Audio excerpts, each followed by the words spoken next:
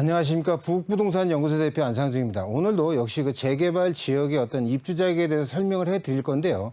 그 중에서도 우리가 그냥 스쳐 지나갈 수 있는 어떤 조합의 명부에 관련된 그 내용과 그거 연결돼서 거기에 대한 그 입주 자격에 대해서 제가 자세한 설명을 해드리도록 하겠습니다. 네, 재개발 지역 중에서도 많은 분들이 관심 갖고 계시는 한남 뉴타운의 이야기를 가지고 많은 분들이 관심 갖고 계시는 이 어떻게 해야 입주권을 얻을 수 있는지 그 자격 요건 따져볼게요. 대표님 바로 전해주세요. 네, 우리가 보통 그 재개발이나 재건축 마찬가지입니다. 어떤 그 투자를 하려고 하였을 때 특히 그 재개발 같은 경우, 재건축 같은 경우는 조합 설립 인가가 난 이후에는 그 조합원의 어떤 지위가 승계가 되지 않지만 그 재개발 같은 경우는요, 조합 설립 인가가 나더라도 그 조합원의 지위가 승계가 되는데 그 기간은 그 관리 처분 인가 전까지다, 이렇게들 그 말씀을 드릴 수가 있겠고, 우리가 그 재개발은 언제 투자해야 가장 좋을까요? 이렇게 보통 일반적으로 문의를 하신다면 일반적인 재개발 교과서에서 그 말씀하시는 그 포인트가 바로 그 조합 설립 인가 이후에 투자하세요, 이렇게들 많이들 똑같은 얘기들을 하는데, 이만큼 그 조합 설립이 굉장히 중요한 것이고, 재개발에서는 가장 어려운 사업의 어떤 추진 단계가 바로 그 조합 설립 인가다, 이렇게 말씀드릴 수가 있겠습니다. 그게 이유가 뭐냐면요, 재건축 같은 경우는요, 그 재건축과 그 재개발의 차이를 오래전 시간에 말씀을 드렸지만, 이 재건축 같은 경우는요, 그 조합원들, 그 단지 내의 어떤 그 조합원들, 주민들이 어떻게 보면 서울시, 서울을 기준으로 했을 때는 서울시장이나 그다음 지역의 어떤 구청장과 서울의 시장에게다가 어떤 조합원 주민들이 어떻게 보면 관에다가 이렇게 상향식으로 우리를 새로운 주택을 짓게끔 해줘라, 이렇게 요구를 하고요. 그다음에 재개발 같은 경우는요, 역으로 서울시나 어떤 지역의 어떤 구청에서 이 지역 같은 경우는 너무 주택이 노후화되어 있고 도로가 소방도로가 미비되어 있기 때문에 화재 발생 시, 천재지변이나 화재 발생 시 위험이 많다, 이렇게 고려했을 때 밑으로 이렇게 하향식으로 어떻게 의사결정이 된 거고요. 재건축은 새로운 주택을 상향식으로 어떤 주민들의 어떤 의사에 의해서, 하지만 재개발은 어떤 위에 관에서 어떤 위에서 내려오는 지침에 의해서 재개발이 지역이 결정이 되고, 이 재개발 지역이 결정하는 거는 거기 구역 내에 있는 이렇게 선이 이렇게 거지면요, 이 안에 있는 조합원의 의사와는 아무 상관없이 이 구역 내에 있는 모든 주민들은 다 조합원이 된다. 따라서 이거는 강제 조합원 제도다, 이렇게 말씀을 드릴 수가 있겠습니다. 따라서 이 재건축 같은 경우는 여기 아파트 재건축 같은 이 단지 내 주민들이 어떤 동의가 어떻게 보면은 굉장히 잘 이루어지는 반면에, 재개발 같은 경우는 나의 의사와 상관없이 조합원이 되기 때문에 어떻게 보면 재개발에 대한 어떤 반대하는 세력들, 반대하는 분들이 굉장히 재건축에 비해서는 많다. 따라서 재개발이 재건축보다 시간이 오래 걸리는 이유는 바로 이러한 이유에 근거를 했기 때문에 재개발에 대한 어떤 사업 진행 속도가 재건축에 비해서는 약간 늦다, 이렇게 말씀드릴 수가 있겠고요. 따라서 이 재개발 같은 경우에는요, 재개발 같은 경우에는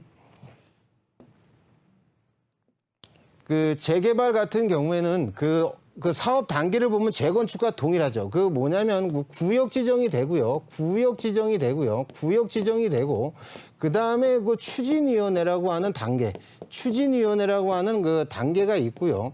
그 다음에 조합 설립이라고 하는 단계가 있는데, 여기서 포인트가 뭐냐면요, 이 추진위원회 단계, 보통 구역 지정 전에 보통 가칭 추진위원회라고 하는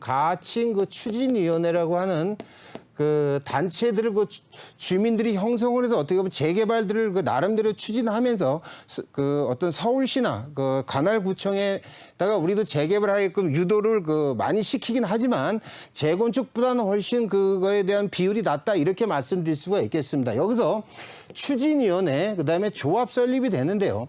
이 추진위원회 같은 경우는요, 총조합원, 전 조합원의 전 조합원, 구역 내에 있는 구역 지정이 되어서 전 조합원의 그 과반수 50% 이상의 비율의 그 조합원들이 그 찬성을 하게 되면 그 추진위원회가 구성이 되고요. 이 추진위원회는 큰 의미를 두실 필요는 없습니다. 왜냐하면 조합의 바로 전 단계다 이렇게 보시면 되겠는데 이 조합 설립은요 전 조합원의 무려 그 75% 그 이상의 그 동의를 받아야 되는 아주 그 재개발에서 가장 어려운 것이 바로 어떻게 보면 그 조합 설립 인가다 이렇게 보시면 되겠습니다. 따라서 이 조합 설립을 하게 되면은요.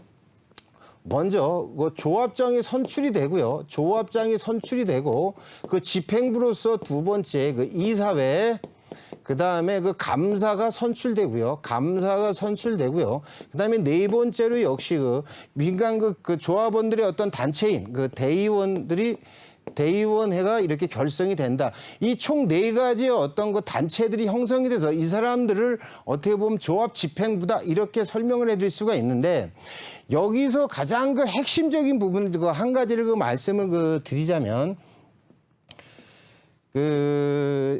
이 추진위원회와 그 조합 설립할 때 전 조합원이라고 얘기를 하는데 이 바로 이 전 조합원을 어떻게 구성하는 명부가 바로 그 조합원 명부다 이렇게 말씀드릴 수가 있겠습니다. 따라서 이 조합원 명부, 이 추진위원회와 이 조합을 설립할 때 이 그 조합원 명부에는요, 이 조합원 명부에는 그 총 세 가지의 그 사람들이 모여 있다 이렇게 말씀드릴 수가 있겠습니다. 첫째는 일반 그 조합원들, 그 입주 자격이 있는 그 조합원들, 일반 조합원과 그 다음에 어떻게 보면 청산조합원이라고 그러죠. 어떻게 보면 그 도정법에서 기재하고 있는, 어떻게 보면 그 재개발의 이유에서는 그 과소 필지를 가진 그 조합원들을 어떻게 보면 그 청산조합원이다. 이렇게 말씀드릴 수가 있겠고, 세 번째는 역시 그 국공유지. 그 국공유지를 갖고 있는 그 나라, 그 정부나 어떻게 보면 정부나 어떤 그 관할 구청들이 갖고 있는 토지들 이런 그 국공유지들 같은 경우들이 다 그 포함되어 있는 것이 바로 조합원 명부다 이렇게 말씀드릴 수가 있겠습니다. 조합원 명부가 이게 결성이 되면 이 조합원 명부에 있는 모든 그 명단이 입주권이 있는 게 아니고요. 입주 자격이 있는 조합원이 있고, 그 다음에 그 청산조합원이 있고, 그 다음에 나라 땅을, 그 정부나 어떤 나라나 정부나 아니면 그 관할구청 같은 경우에는 그 입주 자격이 있다 하더라도 대부분에는 그 입주 자격에 대한 어떤 권리를 행사하지 않고요. 국공유지 같은 경우는 조합이 그 감정평가가 내려지면 그거를 가지고서 그 돈을 그 나라나 관할구청에 지불을 하고 그 국공유지를 보통 그 사들이는 형태를 갖든가 아니면 국공유지보다 더 넓은 땅을 그 기부 체납을 통해서 어떤 그 공원이라든가 이런 그 주민 편의 시설들을 만드는데 많이 이용되는 것이 바로 국공유지다. 이렇게 그 말씀드릴 수가 있겠습니다. 근데 여기서 제가 그 말씀드리고 싶은 거는요. 제가 말씀드리고 싶은 거는 여기 그 추진위원회와 그다음에 그 조합 단계에서 조합을 인가받았다고 하였을 때 여기서 가장 핵심적인 내용을 말씀드리고 싶은 게 뭐냐면 조합 설립이 인가가 나면 각 조합원들은 고유번호를 부여받게 되어 있습니다. 고유번호를 부여받게 되어 있습니다. 이 조합원들의 어떤 고유번호는 한남 뉴타운 5구역 같은 경우는 그 1번부터 해서요. 약 그 1,500번까지 이렇게 그 편제가 되어 있는데 이 안에 청산조합원과 국공유지가 포함이 되어 있습니다. 근데 여기서 중요한 것은 뭐냐면 조합 설립 인가가 나기 전에 가령 그 홍길동이라는 사람이 조합 설립 인가 전에 각 5구역 내에 A 필지와 그 B 필지를 갖고 있었을 때 이 홍길동이라는 사람은요, 그 A 필지와 B 필지, 각 구역 내에 이쪽에 그 A 필지가 있고요. 이쪽에 B 필지가 있다 하면은 이 사람은 동일인이기 때문에 그 한 세대를 가진 사람이 두 필지를 갖고 있으면 조합 설립 인가를 받았을 때 A 필지와 그 B 필지에 B필지에 2개의 필지지만 홍길동이라고 하는 사람이